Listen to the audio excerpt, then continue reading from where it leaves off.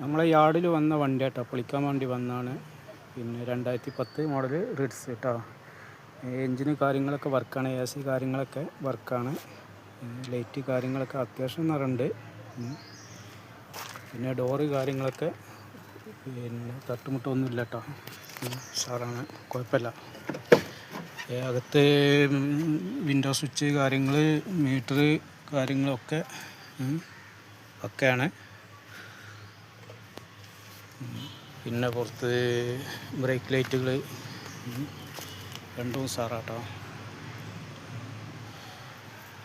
2 mirror ഒക്കെ ഉണ്ട്, മിററുണ്ട്. അത്യാവശ്യം കുഴപ്പമില്ലാത്ത രീതിയിലുള്ള വണ്ടിയാണ്.